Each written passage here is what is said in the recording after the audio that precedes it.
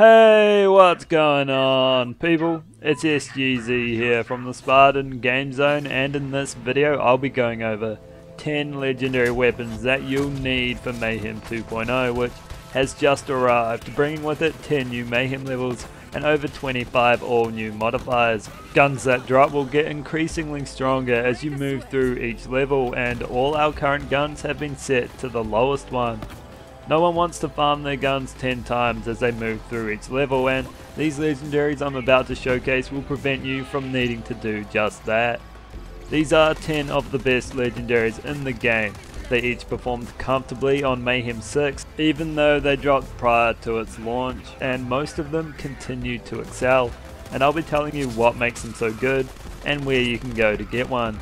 If your favourite legendary didn't make this list, let me know and maybe we'll see a part 2. If you enjoyed the video, I'd appreciate it if you could drop a like. It helps motivate me to continue uploading videos, and let's get started. We begin with the Maggie, a no-nonsense pistol which is located within Tremendous Rex's dedicated loot pool, the final boss of the Cistern of Slaughter. He's a pain to farm, and you might be better off just looking for the Maggie as a world drop as you move through your Mayhem levels.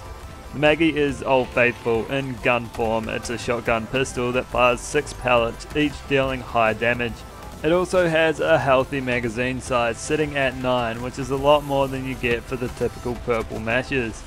Critical hits with the Maggie are incredibly strong, and there's no fire rate cap, so as long as your finger isn't tired, you can blitz through opponents. It also has the typical Jacob's Ricochet effect as an added bonus. It's great for proccing kill skills for a Seeing Dead Zane or a Bounty Hunter Flak, but what its multiple pellets also help you to do is reach the cap on artifacts like Pearl of Ineffable Knowledge even quicker than you otherwise would. You only need to land 3 shots compared to the typical 15 to get the full 105% damage bonus, and it's a great gun that'll never let you down. Moving on now to the Soul Render, a dial assault rifle exclusive to DLC 2 and can only be dropped by either Tom or Zam, who you fight around here in Heart's Desire. The Soul Render can come in any element and is just a great gun all round. Good damage, great fire rate, and a nice magazine size. Not all versions are made equal though, because it's a dial gun. It comes with 2 firing modes that you can change between. You want one that's fully automatic. The other mode doesn't matter one bit, but I do pity the person that gets one with a single shot and a 3-round burst. That's just not what you're after.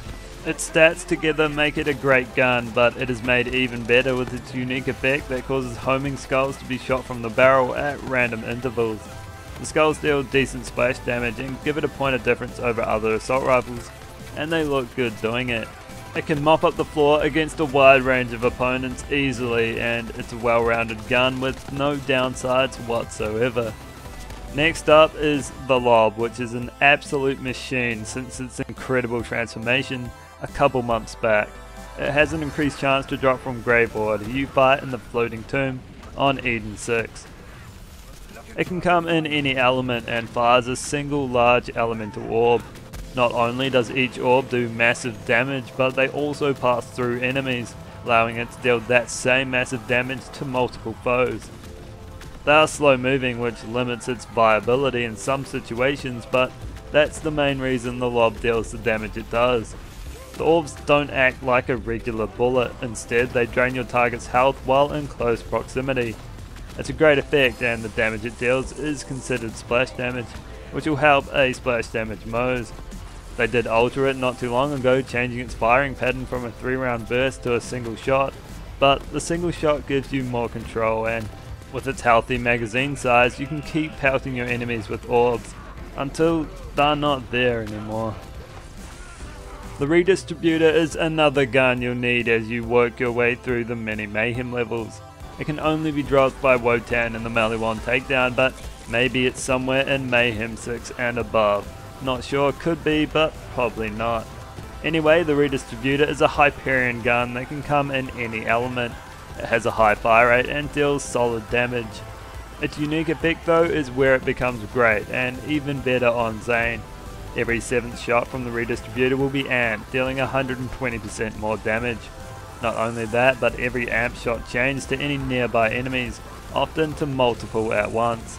For Zane though and his barrier, every shot will amp, meaning every shot will chain, although the 7th will still be the only one receiving the damage bonus. With Zane, it's pure destruction. The amount of change you can produce is enough to keep your action skills up and your kill skills active all the time. You'll obliterate everything and it's just a mobbing menace, but it is lacking one-on-one. It's a good gun on anyone, but Zane takes it to the next level and beyond. Up next, another DLC 2 legendary, this time the Clairvoyance, that can only be obtained by defeating Krakatoa, who you fight here in Curse Haven. The Clairvoyance is a Jacob's weapon that always comes in cryo. It's typically semi-automatic, but it does come in a fully automatic version through the Gatling prefix, which I'm using here, and you can even get a Masher variant as well. The Clairvoyance combines the traits of various Jacobs and Torg weapons when you land a critical hit. Critical hits will cause explosives to be stuck to your target, which explode after a period of time, dealing high damage and ricocheting bullets to nearby opponents. If you land multiple criticals, the grenades will explode at once, giving your enemies brain freeze and taking a big chunk out of their health bar. Its fire rate is a little on the slow side, but its damage is enough to make up for that, and it has a decent magazine size as well. With it, there's a big incentive to hit crits, which is made even easier with the Galaxy Brain modifier, and when you do land them, the Clairvoyance comes into its own as a powerhouse Jacob's assault rifle. Moving to the HELLSHOCK now, a brute of a pistol that has an increased chance to drop from Gigamind, who you fight here in the Meridian Metroplex. I covered the HELLSHOCK recently and you can check it out in more depth if you'd like, but in case you don't know, the HELLSHOCK is an absolute tank.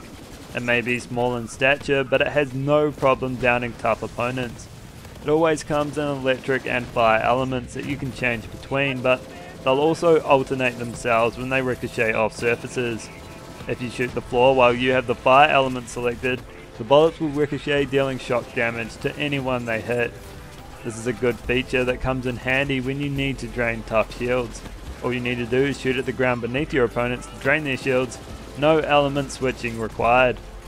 It also has an extremely high fire rate, which makes it extremely deadly, but a little hard to control. If you can control it though, you'll be dealing some serious damage in a very short space of time. The Anarchy is up next, an immensely powerful shotgun from DLC 2. You can obtain one from any suitable loot source you find in the DLC, and it also comes in every element. The Anarchy is a TDO shotgun that gets exponentially more powerful the more people you kill or the more you empty the mag. That's because, like Gage's Anarchy skill from Borderlands 2, you can stack from doing those two things. It caps at 10 and at max stacks it'll be over 1000% more powerful than when it started out. Safe to say, at max stacks it's a beast, but its accuracy does take a hit too, although you'll hardly notice it. It can one-shot pretty much every mob and can down bosses in a single magazine. If you want the most powerful variant, look out for an 18 or 20 times version. They'll consume an extra bullet per shot, but you'll empty the mag more often and stack up faster. The Hyperfocus is another great SMG that has an increased chance to drop from the Go-Go Power Troopers you fight around here in Atlas HQ. It also can come in any element, and because it's Hyperion, it also has the addition of a front-facing shield and the manufacturer's small bonus to critical damage.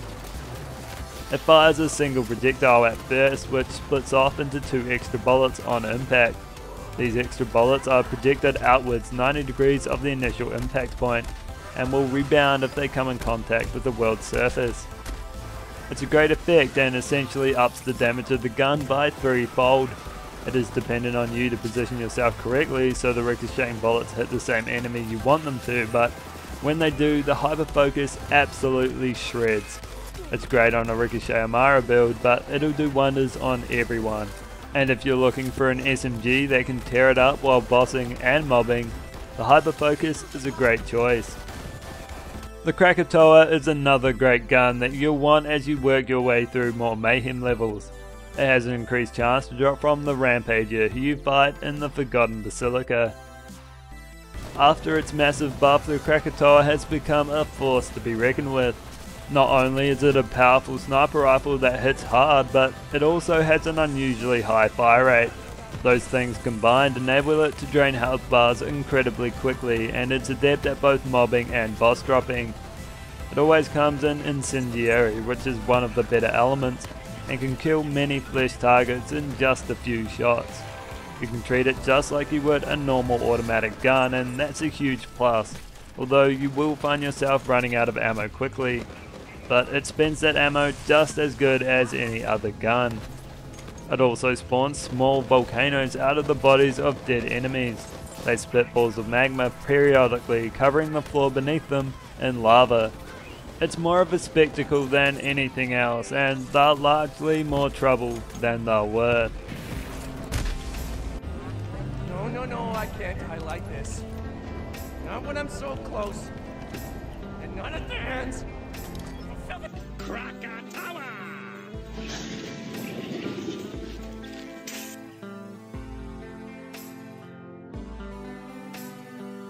The last gun in this list of 10 guns you'll want to make your Mayhem 2.0 journey easier is the Recursion, a melee 1 shotgun which has an increased chance to drop from General Tron. You fight in this area of the map in Desolation's Edge. The Recursion comes in 2 elements that you can change between and shoots a single high damaging ricocheting disc. These discs rebound between enemies, dealing more damage the more enemies they come in contact with. Like the Brainstormer, it's better the more enemies there are nearby. You can often kill a crowd of people when you've just shot at the one person, and in a mobbing situation there's not much better than a peak Recursion. It does need to be charged before firing, which can take a little getting used to and means its fire rate is slow. The damage it deals is more than enough to make up for that though, especially when hitting criticals, which further boosts the damage of the disc as it ricochets. Doesn't hurt that the damage over time is also very high. It's probably best on Amara as she can reduce its charge time, make use of its elements, and increase the amount of ricocheting projectiles, but it's great on anyone and definitely a gun you should have in your Mayhem 2.0 arsenal. So that's all for this video. I hope you enjoyed it and can use it to get through as many Mayhem levels as possible before you need to refarm your weapons. If you did, consider dropping a like or subscribing, and I'll catch you in the next one.